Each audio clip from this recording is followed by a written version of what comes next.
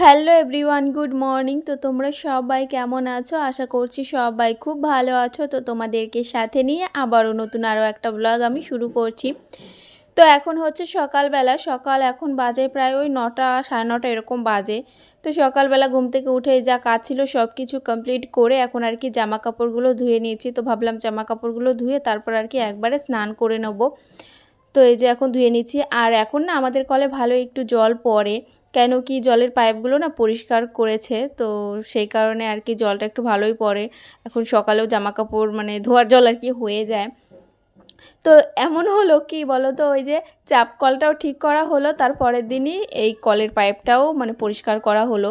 এখন চাপ কলটা এখন আর কাজেও লাগছে না, কেন কি এই জলেই হয়ে যাচ্ছে।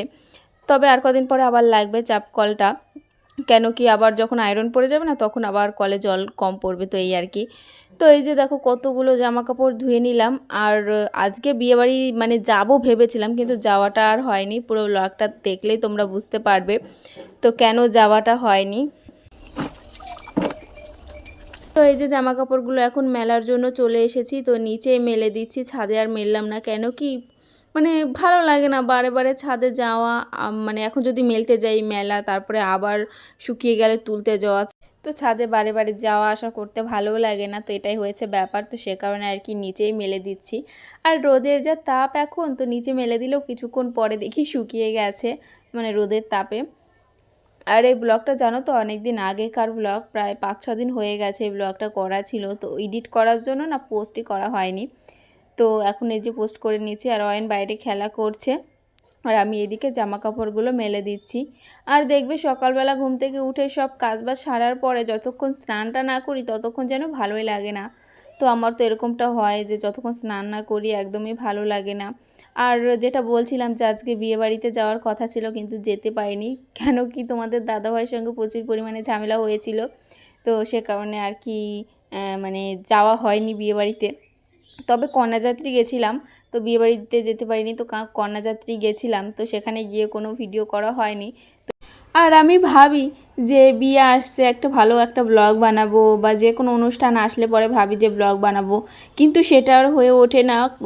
কোথা দিয়ে যে টাইম কেটে যায়, তারপরে হচ্ছে মানে লোকের সামনে ভিডিও মানে ভিডিও করতেও কেমন যেন লাগে, তো সে কারণে আর কি হয় না। তো তোমাদের দাদাভাই আমাকে সবসময় বলে যে ভিডিও করো না কেন, তো এরকমটা বলে। তো বলে যে ফোনটা ধরে দিই, চলো তুমি ভিডিও করো। কিন্তু আমি জাস্ট পারি না, মানে জানি না কেন আমার এরকম হয়, প্রচুর হাসি পায়, আমি কথা বলতেই পারি না কেউ যদি আমার ফোনটা ধরে দেয়। বিশেষ করে তোমাদের দাদাভাই যদি ফোনটা ধরে, তো আমি তো একদমই কথা বলতে পারি না। তো এই আর কি। তো এই যে জামা কাপড়গুলো মেলা হয়ে গেল, আর এইদিকে একটু টেনে দিচ্ছি, কেন কি ওই দিকটা যেহেতু মানে গাছের ছাওয়াটা থাকে সারাটা দিন, সে কারণে একটু এইদিকে এগিয়ে দিলাম।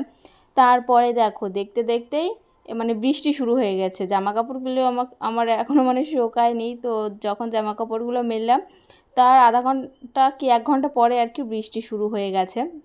তো দেখতেই পাচ্ছ তোমরা। তো এরকমটাই হয় যখন বিয়েবাড়ি টিয়েবাড়ি থাকে, কোনো অনুষ্ঠান থাকে, তখনই এই বৃষ্টিটা চলে আসে। তো এই হয়েছে ব্যাপার। তবে অনেক দিন পর বৃষ্টিটা হলো, তো সে কারণের জন্য বেশ ঠান্ডা ঠান্ডা লাগছিলো, কারণ প্রচুর পরিমাণে গরম, তোমরা তো জানোই প্রচুর পরিমাণে গরম। তো এখন আর কি একটু বৃষ্টিটা হয়ে একটু ঠান্ডা লাগছিলো। তো এটাই হয়েছে ব্যাপার। তো জামা কাপড়গুলো আর কি ওই সিঁড়ির ওপরে দড়ি টানানো আছে সেইখান দিয়ে মেলে দিয়েছি, বাইরে বৃষ্টি পড়ছে যেহেতু। আর বৃষ্টিতে ভিজতে কার কার ভালো লাগে? তো আমার না আগে বেশ ভালো লাগতো, কিন্তু এখন জানি না কেন এখন ভালো লাগে না। তবে আমার আগে বেশ ভালোই লাগতো।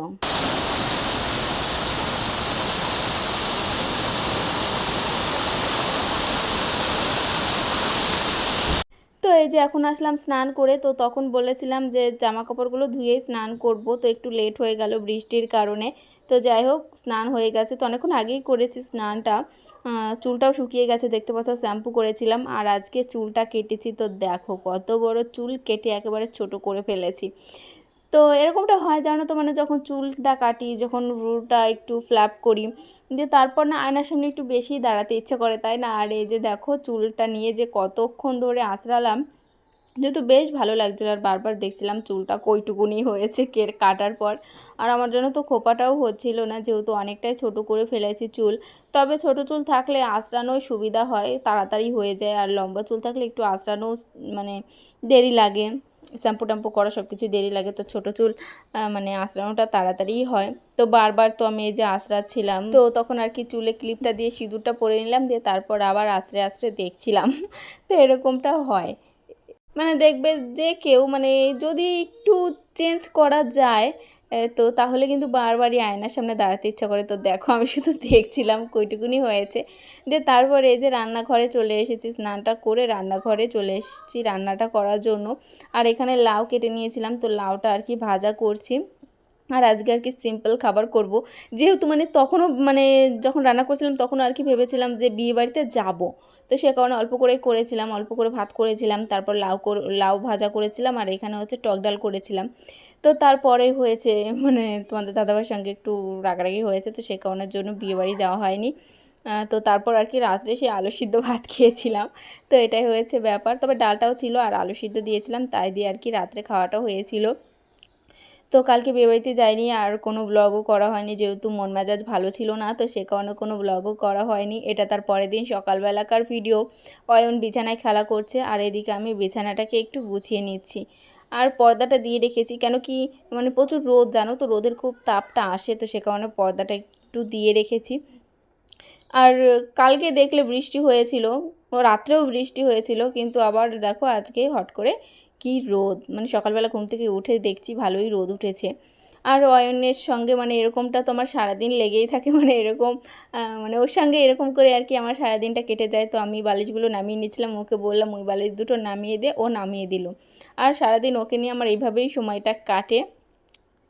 তো এই যে সব কিছু নামিয়ে নিলাম, এখন আর কি ওকে জানলার ভিতর ঢুকিয়ে দিলাম। তো এই করি যখন আর কি ও বিছানায় থাকে, তখন না ওকে ওর জানলার ভিতর ঢুকিয়ে দিয়ে তারপর আর কি বিছানাটাকে গুছিয়ে তারপর ওকে বলি যে বিছানাটা গোছানো হয়ে গেছে, এখন চলে আসো, তারপর ও চলে আসে। আর ওই যে বাঁশিটা নিয়ে খেলা করছিল, তো জানলার ভেতরে ঢুকিয়ে দিলাম। আর এখন এই যে বিছানাটাকে একটু ঝেড়ে নিলাম, দিয়ে এখন আর কি সব কিছু ভাঁজ করে করে দিয়ে বিছানার উপরে রেখে দেবো। আর এখনও ঘরও ঝাড় দেওয়া বাকি আছে, তো ঘুম থেকে উঠে ভাবলাম আগে বিছানাটাকে গুছিয়ে নিই। আর বিছানাটা গোছানো থাকলে মানে একটু শান্তি লাগে, কেন কি বিছানাটা এলোমেলো থাকলে দেখতেও ভালো লাগে না, আর আমারও জানি না কেন মানে কেমন যেন লাগে, কেমন অগোছালো অগোছালো ভাব। শুধু যদি বিছানাটা গোছানো থাকে তাহলেই যেন মনে হয় যে ঘরটা বেশ পরিষ্কারই আছে। তো তারপরে দেখো এই যে বাসনগুলো ধুয়ে নিয়ে আসলাম, এখন বাসনগুলো রেখে দিচ্ছি। আর আগে যেই মানে টাকা দেখতে পাচ্ছিলে জানলায় মেলা ছিল, তো সেই টাকাগুলো না মানে একদম নরম হয়েছিল, মানে ভিজে ভিজে ভাব হয়েছিল, তো সে কারণে একটু রোদরে দিয়েছিলাম। তো যাই হোক ওটা নিয়ে তারপর এই যে বাসনগুলো রেখে দিলাম। আর আজকেও দেখো ওয়েদারটা মানে সকালের দিকে ভালোই রোদ উঠেছিল, আস্তে আস্তে যেন আবার সে মেঘলে মেঘলে ওয়েদারটা হয়ে যাচ্ছে। তবে এখন যে ওয়েদারটা আছে না মানে একদম মানে কড়া রোদও না, আবার মানে বৃষ্টিও না, এই ওয়েদারটা কিন্তু বেশ ভালো লাগে। তো তারপর দেখো মানে আমাদের সামনের বাড়ি এক বাড়িতে নাইটি মানে বিক্রি করে, তো সেখান থেকে আমি 3টে নাইটি নিয়ে এসেছি। তো তোমরা দেখতেই পাচ্ছ নাইটির কালারগুলো কেমন লাগছে। আমার তো এই যে যেই নাইটিটা এখন ভাঁজ করছি, তো সেই নাইটিটা বেশি ভালো লাগছে। তো নাইটির এমনি কাপড়গুলো এক, শুধু এই ছাপাটা আলাদা, দামও এক।